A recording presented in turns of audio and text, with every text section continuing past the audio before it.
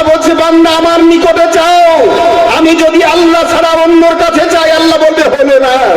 আমরা বলছি ইয়াকা না'বুদু ওয়া ইয়াকা নাস্তাঈন, আল্লাহ খাস করে আমরা তোমার ইবাদত করি, তোমার নিকটে সাহায্য প্রার্থনা করি। কি সাহায্য প্রার্থনা করি?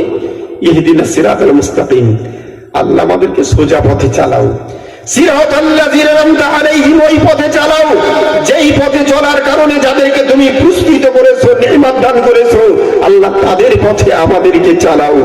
অভিশপ্ত পথ, বাতিল পথ, নমরুদের পথ, কারুনের পথ, সাদ্দাদের পথ, ফিরাউনের পথ, গায়রিল মাগদুবি আলাইহিম ওয়াদ-দাল্লিন, ওই অভিশপ্ত পথে আমাদের চালায়ও না। সব শ্রেণীর মানুষ ওই কথাটাই বলে, সে যেখানেই হাত বাঁধুক না কেন, এখানে এখানে এখানে এখানে যেখানেই বাঁধুক বা না বাঁধুক না কেন, সবাই কিন্তু ওই কথাটাই আমরা বলি, বলি না ভাই? প্রশংসা মাত্র আল্লাহর, আল্লাহর প্রশংসার পরে পরে বিশ্বগুরু, জগৎগুরু, শাহনশাহে জীবাকার, বিশ্বের শান্তির দূত, সাম্যের প্রতীক, যে নবী জন্মসূত্রে পৃথিবীর শিক্ষক। একটা প্রদীপের কথা বলি, গত 4 দিন 5 দিন পূর্বে, গত শুক্র শনিবার মেদিনীপুরে ছিলাম একটা সভায়, ওই পশ্চিম মেদিনীপুর আপনার ঘাটাল এলাকায়। তো সভাপতিকে সালাম সম্বোধন করে খুব বড় মাহফিল, শুধু বলেছি মহাবিজ্ঞানী মহান দার্শনিক হচ্ছে আমার রাসূলুল্লাহ। অবজেকশন, অভিযোগ, ভালো মনোভূত হলো না। আমি বললাম মনটা তো খারাপ কেন? নবী তো পড়াশোনা করেনি, উম্মে নবী, এটাই সহিহ হাদিস বলছে।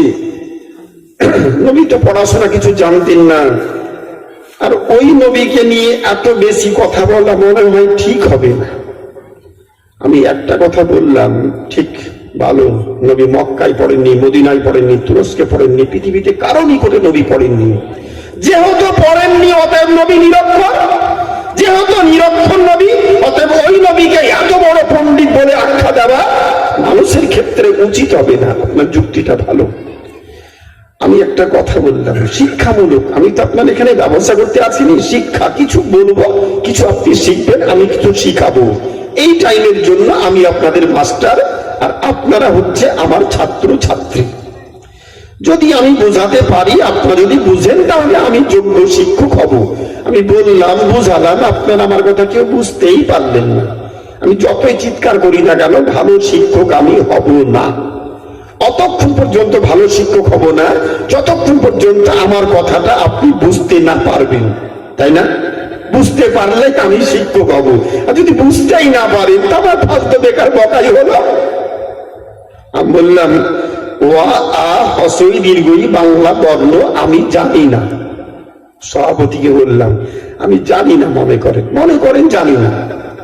আচ্ছা, যেহেতু আমি বাংলা বর্ণ জানি না, ওই বাংলা বর্ণ দিয়ে যদি কোনো বাক্য লেখা থাকে, কোনো গল্প লেখা থাকে, কোনো কবিতা লেখা থাকে, কোনো গদ্যাংশ পদ্যাংশ লেখা থাকে, আমি পড়তে পারবো? বলছেন না। আচ্ছা, পড়তে যখন পারবো না, বুঝতে পারবো? বলেন না। আচ্ছা, বুঝাতে পারবো কাউকে? বলছেন না। ঠিক বলছেন তো? ঠিকই তো কথা। আপনি বর্ণ যদি না চিনেন তাহলে আপনি বাক্য কেমন করে চিনবেন? আর বাক্য যদি চিনতে না পারেন, পড়তে না পারেন, তো বুঝবেন কেমন করে? যদি বুঝতেই না পারেন তো আপনি বুঝাবেন কেমন করে? কথা ঠিক না? A B C D A to Z 26টি বর্ণ, আমি কোন বর্ণই চিনি না। যেহেতু ইংরাজি বর্ণ আমি চিনি না, সাপোজ, তো ইংরাজি বর্ণ চিনি না, আর ওই ইংরাজি বর্ণ যেহেতু চিনি না, ইংরাজি বর্ণ দিয়ে যদি কোনো সেন্টেন্স থাকে ইংরাজিতে, to the headmaster, to the head, to the OC, to the BDO, to the SDO, to the SDPO, to the ADM, to the DM, আমি বর্ণই চিনি না, তো আমি পড়বো কেমন করে, তাই না? বর্ণ এবিসিডি চিনি না, তাহলে বাক্য পড়তে পারবো না? বলে না। বাক্য বুঝতে পারবো? বলে না। বুঝাতে পারবো? বলে না। বুঝাতেও পারবো না, বলতেও পারবো না। ঠিক তো? বলে হ্যাঁ। তাহলে এবার 3 নাম্বার চলে আসি। আলিফ বা তা সা, এটা আরবি বর্ণ। আপনি বলছেন নবী আক্ষরিক জ্ঞান থেকে দূরে ছিলেন, নিরক্ষর। নবী আরবি অক্ষর চিনতেন না, কিছু স্কলার বক্তা ইউটিউবার কিছু স্কলার বক্তা বলছে, এপার বাংলা ওপার বাংলার বক্তা বলছে নবী তো আক্ষরিক জ্ঞানী ছিল না, আলিফ বাতাসা নবী কিছুই চিনতেন না। আস্তাগফিরুল্লাহ নাউজুবিল্লাহ। আচ্ছা, আলিফ বাতাসা নবী চিনতেন না, 1 মিনিট মেনে নিলাম, ঠিক মেনে নিলাম, চিনতেন না। আচ্ছা, ওই অন্য দিয়ে কোন বাক্য লেখা আছে, মনে করে আলহামদুলিল্লাহ রাব্বিল আলামিন আর রহমানির রহিম, নবী বাক্য পড়তে পারতেন তো? ফর্মুলাই বলছে পারবেন না, যেহেতু বর্ণ চিনেন না। বর্ণ যেহেতু চিনেন না মানে বাক্য পড়তে পারবেন না। বাক্য যেহেতু পড়তে পারবেন না বাক্য বুঝতে পারবেন না। বাক্য যেহেতু বুঝতে পারবেন না বাক্য বুঝাতেও পারবেন না। কথা ঠিক না? বুঝাতে পারবেন না। কোরআন শরীফ আল্লাহর বাণী, কোন ভাষায়? বাংলা, আরবি, ইংরেজি না, আরবিতে। আমি হাদিস, বহুদিনের কথা, বহু পুরাতন প্রচলিত কথা, হাদিসের হজ করতে গিয়েছে, হজ থেকে ফিরে এসেছি, কি দেখলেন গো? ও সব কিছু আরবি, মক্কায় দেখলাম সব আরবি, মদিনায় দেখলাম সব আরবি, শুধু একটাই দেখলাম মক্কা মদিনার লোকেরা আজানটা বাংলা ভাষায় দিচ্ছে, ওটাই দেখলাম। আচ্ছা, আজান কি বাংলা ভাষায় হয়? ই ভাবছে আমাদের দেশে যেমন হয় মক্কা মদিনায় তো একই আজান দিচ্ছে, ওটাই শুধু আমাদের সঙ্গে মিল দেখলাম, বাদ বাকি একটাও মিল দেখলাম না, শুধু আজানটাই দেখলাম। ওরা বাংলা ভাষাতে আজানটাই দিচ্ছে, আরবিতে আজান দিচ্ছে না, বাংলাতে দিচ্ছে, ওটাই দেখলাম। জি, বাংলায় দিচ্ছে। আরবি বর্ণ চিনি না যখন, তাহলে বাক্য চিনবো না। বাক্য যখন চিনবো না বাক্য বুঝতে পারবো না। বাক্য যখন বুঝতে পারবো না নিশ্চয়ই বাক্য বুঝাতেও পারবো না। যে হ্যাঁ, তাই তো হবে ফর্মুলাই। আমি বললাম কোরআন শরীফটা বাংলা ভাষায় না, ইংরাজি ভাষায় না, আরবি ভাষায়? আরবি ভাষায়। আচ্ছা, নবী তো বর্ণ চিনেন না, তো নবী কোরআন পড়তে জানতেন না? জানতেন না? এস বর্ণ, কথা বুঝছেন না? জানতেন না? জানতেন না? একটু উত্তরটা দিয়ে দেন, বাস ক্লিয়ার, মশলা হয়ে যাবে। তখন মাস্টারটা বলছে, হুজুর আপনি এমন ভাবে জড়িয়ে আমাকে চতুর্দিক ঘেরাও করেছেন, যদি আমি বলি এই 5-6 হাজার লোকের সামনে যে নবী কোরআন পড়তে জানতেন না, যদি বলে দিই গোটা দেশের মানুষের গচ্ছিত লাঠি আমার পিঠ ছাড়া আর কোনো জায়গাতে পড়বে না, সব লাঠিগুলো আমার পিঠেই পড়বে। যদি বলি নবী কোরআন পড়তে জানতেন না। কথা বুঝতে পেরেছেন? কোরআন পড়তে জানতেন না। আমি বিভিন্ন স্কলারকে বলছি, যারা মুখে মুখে চিৎকার করে বলছো, রক্ত গরম করে সন্ন্যত চাহা নিয়ে বলছো নবী আলিফ বাতাসা কিছু জানতেন না। জানতেন না যখন তার নবী কোরআন পড়তে জানতেন না। কোরআন যখন পড়তে জানতেন না, কোরআন নবী বুঝতেন না। যখন নিজে নবী কোরআন বুঝতেন না, তো কোরআন বুঝিয়েছেন কেমন করে? হ্যাঁ, 30 পারা কোরআন আল্লাহ শিক্ষিত ব্যক্তির উপর নাযিল না করে, তাহলে আল্লাহ পাক একজন নিরক্ষর ব্যক্তির উপরে 30 পারা কোরআন কেন নাযিল করলেন? কথা ঠিক না? আল্লাহ বলছেন আর রহমান আল্লামাল কোরআন, নবী গো আমি আল্লাহ তোমাকে শিখিয়েছি, পড়িয়েছি, কি শিখিয়ে জানো?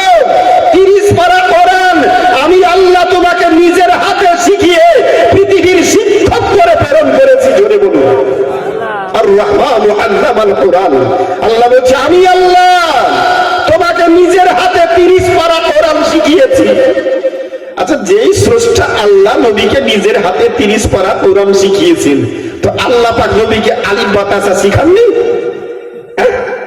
কোরআন শরীফটা শিখালেন আর আলিফ বাতাসা শিখালেন না? ওটাকে বাদ রাখলেন। বর্ণ ছাড়া কোনো বাক্য হয়?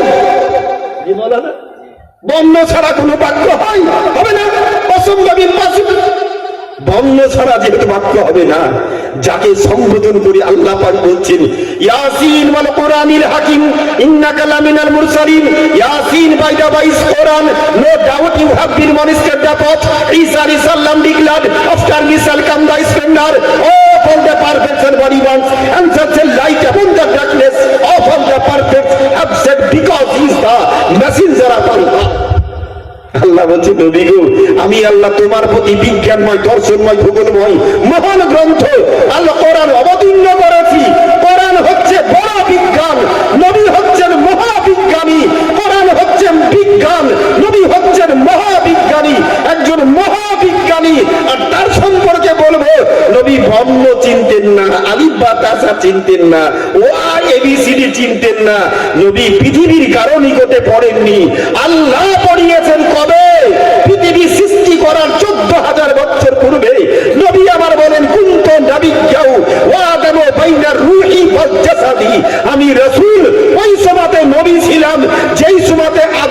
পয়গম্বরের পুতুল তৈরি করা হয়নি।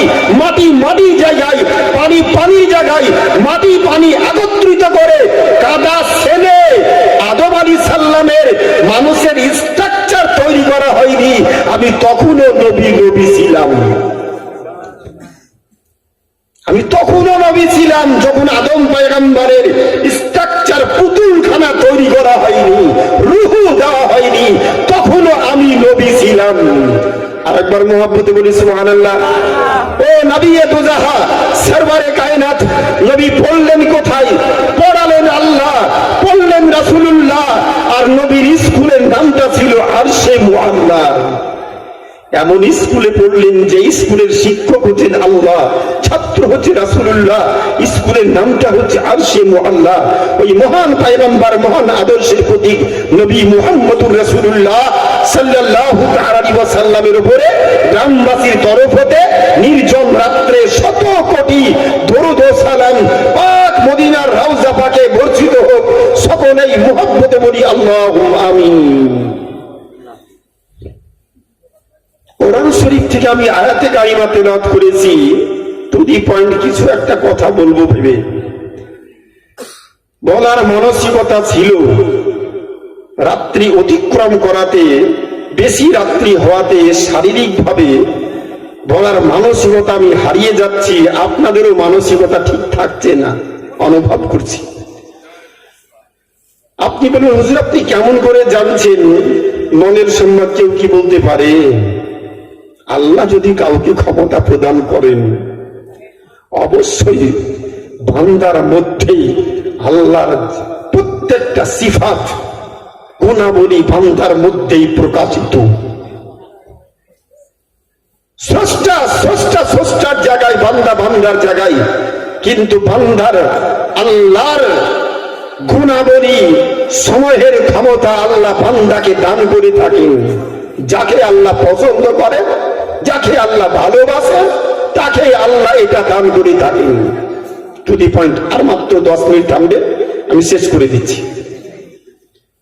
আমি জানি আজকে বক্তব্যের লাইন থাকবে না, তা সত্ত্বেও যেহেতু জিয়াফত পেয়েছি, নিমন্ত্রণে এসেছি, কিছু কথা বলতে আমাকে হবে, তাই বলার জন্যই বলা, এবং কি যাতে কিছু শিক্ষামূলক আলোচনা করতে পারি। ইত্তাকুল্লাহ ইয়া আইয়ুহাল্লাযীনা আমানু, হে ঈমানদারগণ। কোরআন শরীফের মধ্যে 2 ধরনের আয়াত আছে, একটা হচ্ছে মাক্কি, একটা হচ্ছে মাদানী। নবী পাকের জীবদ্দশায় মক্কার মাটি কেটেছে নবুয়তের এলান করার পর। মক্কার মাটিতে নবী 12 বছর ইসলাম প্রচার করেছেন। কাফির বেদিনদের অত্যাচারে অতিষ্ঠ হয়ে মক্কা ভূমি ত্যাগ করে হিজরত করে মদিনা শরীফে গিয়েছেন। 11 বছর থেকেছেন মদিনায়, মক্কার মাটিতে 12 বছর। 610 বছর যাবত পৃথিবীর মাটিতে কোন পথ প্রদর্শক নবী নাই, নেতা নাই, বাদশা নাই, সুশাসক নাই। ব্যভিচারে নোংরামিতে দেশ পরিপূর্ণ। গোটা দেশের মাটিতে সর্বত্রই অশান্তির বার্তা। বড়দের শ্রদ্ধা নাই, ছোটদের স্নেহ নাই, নারী জাতির কোনো সম্মান ছিল না, মেয়েদের কোনো সম্মান ছিল না। কারো বাড়িতে কন্যা সন্তান জন্ম হলে 3 দিনের বাচ্চা, 4 দিনের বাচ্চা, 5 দিনের বাচ্চা, 1 সপ্তাহের বাচ্চা, মায়ের কোল থেকে ওই মেয়ে বাচ্চাটাকে ঝাটকা মেরে ছিনিয়ে নেওয়ার পর মায়ের চোখের সামনেই সন্তানকে ধারালো ছুরি দিয়ে কাজ কাজ কাজ কাজ করে জবাই করা হতো। এই ছিল অবস্থা। 610 বছর কাল গোটা পৃথিবীর মাটিতে পথ প্রদর্শক নাই, নবী নাই, নেতা নাই। 570 খ্রিস্টাব্দে নবী জন্মগ্রহণ করলেন। 610 খ্রিস্টাব্দে নবী পাক নবুয়তের এলান করলেন। 622 খ্রিস্টাব্দে মক্কা থেকে মদিনা হিজরত করলেন। 632 খ্রিস্টাব্দে নবী পার্থিব জগৎ আমাদের চামড়া চোখ থেকে আড়াল হলেন, পার্থিব জগৎ ত্যাগ করলেন। 632 থেকে 634 2 বছর দেশের খলিফা আমিরুল মুমিনিন হযরতে আবু বকর সিদ্দিক রাদিয়াল্লাহু তাআলা আনহু। 634 থেকে 644 খ্রিস্টাব্দ পর্যন্ত দ্বিতীয় খলিফা হযরতে উমর ফারুকে আজম আমিরুল মুমিনিন হযরতে ওমর রাদিয়াল্লাহু তাআলা আনহু 644 থেকে 657 খ্রিস্টাব্দ পর্যন্ত তৃতীয় খলিফা হযরতে উসমান গনি রাদিয়াল্লাহু তাআলা আনহু 657 খ্রিস্টাব্দে হযরতে উসমান গনি রাদিয়াল্লাহু তাআলা আনহু শহীদ হওয়ার পর চতুর্থ খলিফা মদিনা থেকে রাজপ্রাসাদকে স্থানান্তরিত করে মদিনায় থাকলেন না। যেই দেশে নবী নাই সেই দেশে আমি থাকবো না, ওখান থেকে পারস্য দেশে রওনা দিলেন। ইরাক, মেসোপটেমিয়া, পূর্বের নাম বর্তমান নাম ইরাক, পারস্য দেশের ইরাক ভূমিতে হাজির হলেন বাগদাদ শহরে। সেখানেই রাজপ্রাসাদ কায়েম করে ওখানে 657 থেকে 661 খ্রিস্টাব্দ পর্যন্ত দেশের চতুর্থ খলিফা আমিরুল মুমিনিন হযরতে আলী মুর্তজা রাদিয়াল্লাহু তাআলা আনহু 661 খ্রিস্টাব্দে মসজিদে নাজাফ ফজরের সময় তিনি শহীদ হলেন। ফজরের নামাজ পড়া অবস্থাতেই মাথাখানা মাটিতে রেখে একবার সুবহান রাব্বিয়াল আলা তসবিহ পাঠ করেছেন, দ্বিতীয়বার পড়বেন। এমত অবস্থায় পিছন দিক থেকে গুটি গুটি পায়ে আব্দুল্লাহ ইবনে মুলজিম কুখ্যাত শয়তান বড় সুযোগ সুবিধা মনে করে ধারালো ছুরি গলার উপরে চাপিয়ে দিয়ে সাইয়্যিদুনা আমিরুল মুমিনিন আলী মুর্তজা একবার মাথাখানা মাটিতে রেখে সুবহান রাব্বিয়াল আলা পাঠ করেছেন, দ্বিতীয়বার পড়বেন। মুখে স শব্দ চলে এসেছে, সুবহান রাব্বিয়াল আলা শব্দ চলে এসেছে। ইতিহাস বলে এমত অবস্থায় তার গলার উপরে উলঙ্গ তরবারি চলে যায়। নামাজ অবস্থায় শেষ নিঃশ্বাস ত্যাগ করলেন। পঞ্চম খলিফা আমিরে মুয়াবিয়া 680 খ্রিস্টাব্দ পর্যন্ত দেশ শাসন করলেন। 681 খ্রিস্টাব্দে বাবার পৈতৃক সম্পত্তি ভেবে জালিয়াত, ফ্যাসিবাদ, যোদ্ধা, মদ্যপানকারী, ব্যভিচারী, নোংরা এজিদ আমিরে মুয়াবিয়ার সন্তান 681 খ্রিস্টাব্দে দেশের খলিফা নেতা সাজলো। আর এই নেতা সাজতে গিয়ে গোটা বিশ্বব্যাপী রক্তক্ষয়ী যুদ্ধ ঘটল। 681 খ্রিস্টাব্দে কারবালার সেই রক্তক্ষয়ী যুদ্ধ। ইসলাম কেমন করে আসলো পরস্পর? আমি ভেবেছিলাম আজকে শুধু এটাই বলবো, চন্দ্রনারায়ণপুরের গ্রামে যে এই ভারতবর্ষের মাটিতে, পৃথিবীর মাটিতে ইসলাম কেমন করে বিস্তার লাভ করলো, কোথা থেকে, কোন তারিখ, কোন সাল থেকে পরস্পর নবী পাকের ইন্তিকালের কত বছর পর এই ভারতবর্ষের মাটিতে ইসলামের কলেমার প্রচার নিয়ে আসলো। কার মাধ্যমে আসলো, কে নিয়ে আসলো, কার হুকুমে আসলো, এই ইতিহাসটাই পরিবেশন করব ভেবেছিলাম, কিন্তু হলো না। মানসিকতার পরিবর্তন ঘটে গিয়েছি। আমি টু দি পয়েন্ট একটা কথা বলার জন্য শুধু কথাটা বললাম। রক্তক্ষয়ী যুদ্ধ ঘটল, সবাই বলে জীবনী বক্তা। ইমাম হোসাইন 681 খ্রিস্টাব্দে কারবালার প্রান্তরে 10ই মুহররম শাহাদাত বরণ করলেন। শহীদ থেকে জীবনী শেষ। এরপরে কি হলো? আর কোন জীবনী বক্তার বক্তব্য রাখে না। 681 খ্রিস্টাব্দ থেকে 719 খ্রিস্টাব্দ পর্যন্ত মধ্যখানে 38 বছর দেশের মাটিতে অবক্ষয়, বালা মুসিবত দেশের মাটিতে নেমে আসলো। ইমাম হোসাইনের শহীদ হওয়ার পর থেকে 40 দিন পর্যন্ত সূর্য ওঠেনি, আকাশের সূর্য দেখা যায়নি। গোটা বিশ্বব্যাপী, দেশব্যাপী কুয়াশার মতো নিঝুম আকারে সবসময় রিমঝিম আকারে বৃষ্টি পড়েছে। কখনো কখনো বৃষ্টির সঙ্গে লাল রক্ত ঝরঝর করে আকাশ থেকে মাটিতে পড়েছে। মানুষের ফসলের ক্ষয়ক্ষতি হয়েছে। ইমাম হোসাইনের শহীদ হবার 41 দিনের মাথায় এজিদ প্রথম পৃথিবীর মাটিতে ক্যান্সার রোগে আক্রান্ত হয়ে 41 দিনের মাথায় এজিদ শয়তান মারা যায়।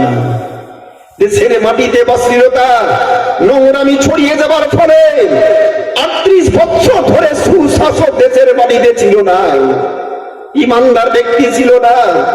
চতুর্দিক থেকে এই বাগদাদের উপরে চরম ভাবে মানুষের প্রতি অত্যাচার অব্যাহত থেকেছে।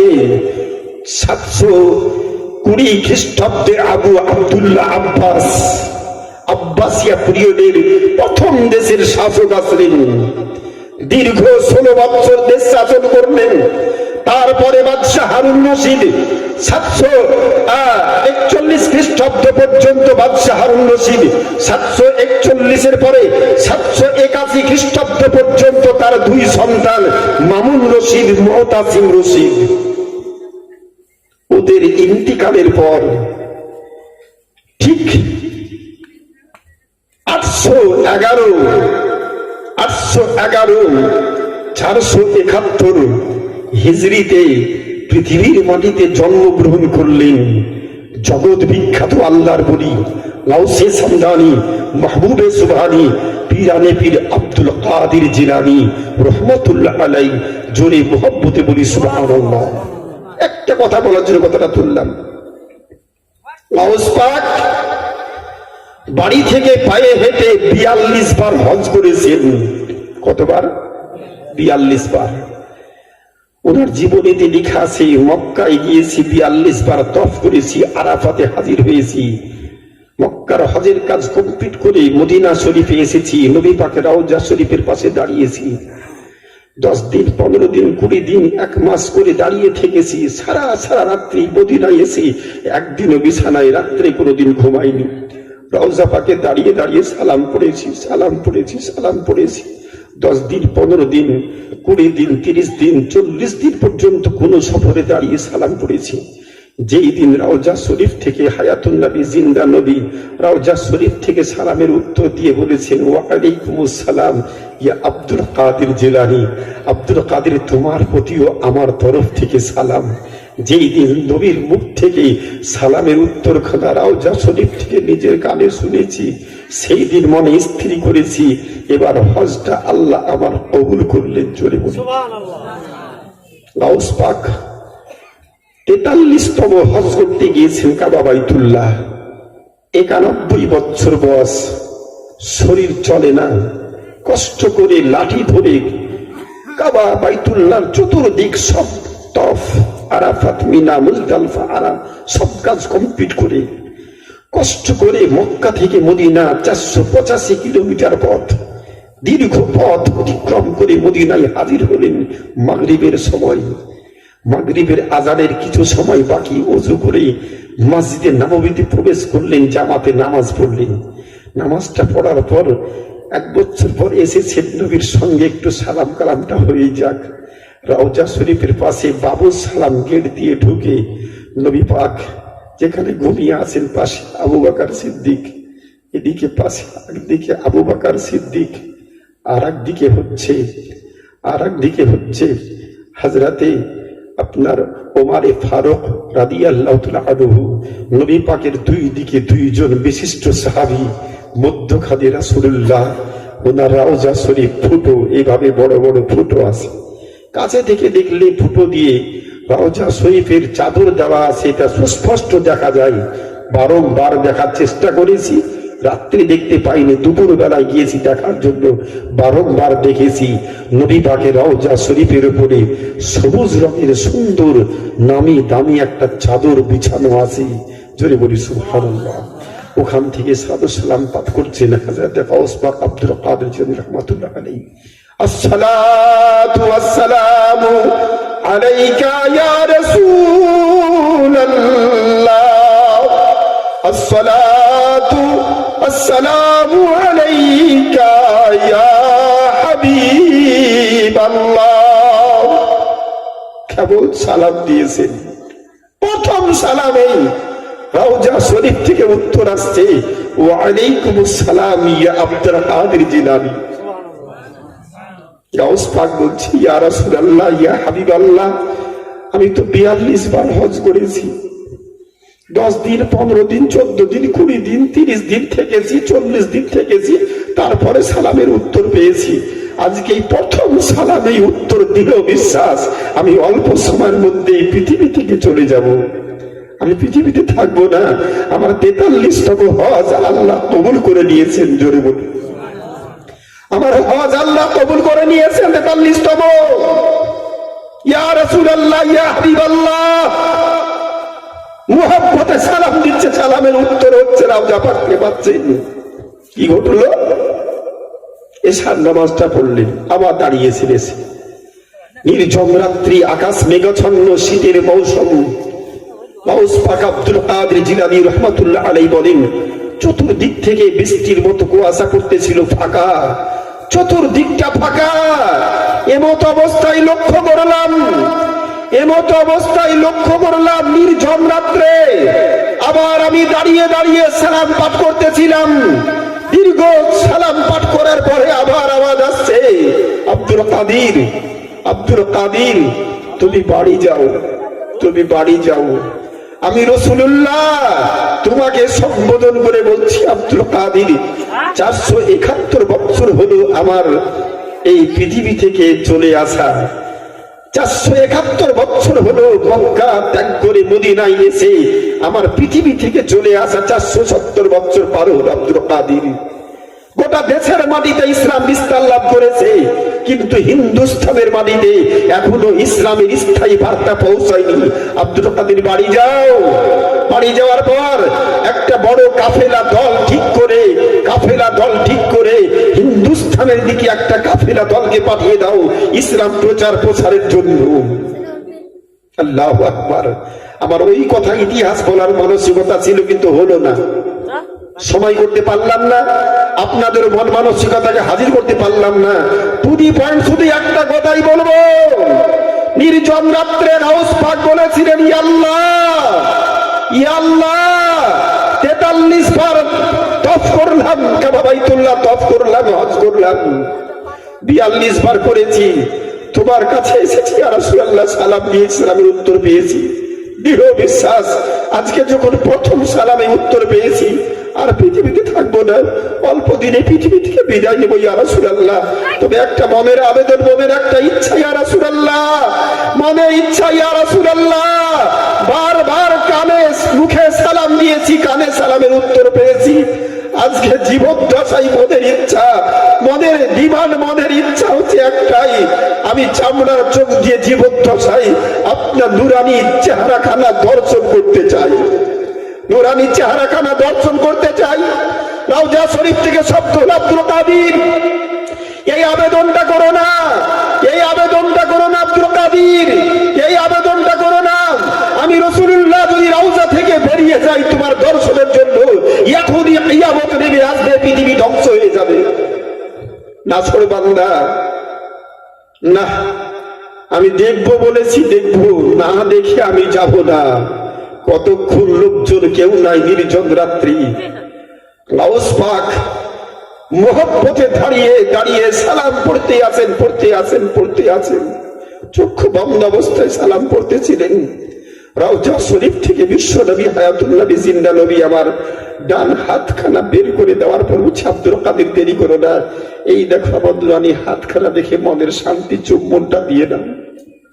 গাউস পাক বলে, মুহাব্বতে ঝাঁপিয়ে পড়লাম, নুরানি হস্তখানা ধরে চুম্বন করলাম, অচেতন হয়ে পড়লাম, অজ্ঞান হয়ে পড়লাম। জানি না, জ্ঞান যখন ফিরলো তখন দেখি মদিনার মসজিদে ফজরের জামাতে বাদশাহ নুরউদ্দিন, দেশের শাসক বাদশাহ নুরউদ্দিন ফজরের জামাতে 2 রাকাত ফরজ নামাজের প্রথম রাকাত পড়ার পর দ্বিতীয় রাকাতে দাঁড়িয়ে সূরা ফাতিহা কিরাত করছে মদিনার মসজিদে। তখন আমার ঘুমটা ভাঙলো, তখন আমার জাগরণটা হলো। আমি মুহাব্বতে উঠে গেলাম, ওযু করলাম, চটজলদি জামাত ধরলাম, রুকুটা পেলাম। নামাজ কমপ্লিট করার পর দৃঢ় বিশ্বাস, সব আশা পূর্ণ করে দিয়েছে আল্লাহ। তাই রওজা পাকে হাফিজে কোরআন গাউস পাক বড় পীর আব্দুল কাদের জিলানী রাহমাতুল্লাহ আলাইহি বলেন, আমার সব আশা পূর্ণ হয়ে গিয়েছে, আজকেই আমি বাড়ি রওনা দিব। তবে নবী পাককে একবার 30 পারা কোরআন খানা শুনিয়ে দিয়েই যাব। হাফিজে কোরআন রওজা পাকের পাশে বসে 30 পারা কোরআন মুখস্থ হাফিজ, উনি বসে পড়তে আরম্ভ করেছেন। পড়ছে 3 পারা সবে পড়া হয়েছে, 3 পারা পড়া হয়েছে। সারা রাত্রি জাগার জন্য চোখে তন্দ্রা ঢুলুন এসেছে। ঝুলন এসেছে, শুয়ে পড়েছে। নবী পাক স্বপ্ন যোগে বলছেন, আব্দুল কাদের দেরি করো না, তাড়াতাড়ি বাড়ি যাও, হিন্দুস্থানে বহু আচিকের সুগন্ধ আমি মদিনা থেকে পাই। 470 বছর পার হলো আমার ইন্তেকাল হওয়া, এখনো সেখানে স্থায়ী ইসলাম প্রচার হয়নি। তুমি তাড়াতাড়ি করে বাড়ি যাও, একটা কাফেলা পাঠিয়ে দাও হিন্দুস্তানের পথে। জোরে মুহাব্বতে বলি সুবহানাল্লাহ। আমি বড় ভাবনা নিয়ে ভেবেছিলাম আল্লাহর বাস্তে আজকে গুরুত্বপূর্ণ আয়াতে কারিমা তেলাওয়াত করে তার উপরে আলোচনা কিছু এগিয়ে যাব। ইত্তাকুল্লাহ, হে ঈমানদারগণ, বলতেছিলাম কি কোরআন শরীফের দুই ধরনের, একটা মাক্কি একটা মাদানী। মক্কার মাটিতে যেই সমস্ত আয়াতগুলো অবতীর্ণ হয়েছে বেশিরভাগ সব জায়গাতে আল্লাহ পাক সম্বোধন করেছেন ইয়া আইয়ুহান নাস, হে মানব জাতি, হে মানব জাতি।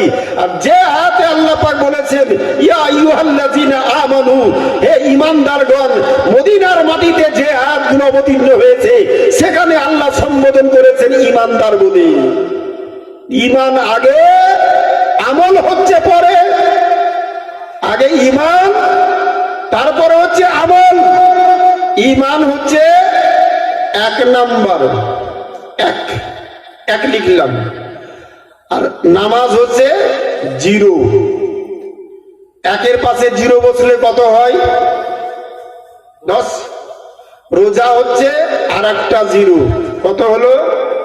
100। হজ হলো আর একটা 0, কত হলো? 1000। যাকাত হলো আর একটা 0, 10,000। নেক আমল, দান খায়রাত আর একটা 0, 1 লাখ। সব 0 ডান দিকে। 0 দাম তখন যখন বাম দিকে সংখ্যা থাকবে, তাই না? বাম দিকের সংখ্যা মূল হচ্ছে 1, 2, 3, যা থাকলো এরপরে 0 দাম থাকলো। নামাজ পড়লাম, রোজা করলাম, হজ করলাম, যাকাত দিলাম, দান খায়রাত করলাম, মাদ্রাসা করলাম, মসজিদ করলাম, কবরস্থানে জমি দান করলাম, 1। আবার ঈমানটা আউট নাই, কোন আমলটা কাজে লাগলো না। আগে তাহলে ঈমান 1, 1-এর পরে নামাজ হলে শূন্য মিলবে, রোজা হলে আর একটা শূন্য মিলবে, হজ হলে আর একটা শূন্য মিলবে, যাকাত হলে আর একটা শূন্য মিলবে, তওয়াফ হলে আর একটা শূন্য মিলবে, উমরা হলে একটা শূন্য মিলবে, দান করলে আর একটা শূন্য মিলবে, মসজিদ তৈরি করে একটা শূন্য মিলবে, মাদ্রাসা করলে আর একটা শূন্য মিলবে, সব কিছু মিলবে। কিন্তু 1 নাম্বারটা কি? ঈমান। আগে ঈমান থাকতে হবে, তবেই শূন্য দাম থাকবে। ঈমান নাই, আমার শূন্যর কোনো দাম নাই। হ্যালো, বুঝাতে পারলাম? আল্লাহ বলছে ইয়া আইয়ুহাল্লাযীনা আমানু, হে ঈমানদারগণ, ইত্তাকুল্লাহ, তোমরা আমাকে ভয় করো, ভয়।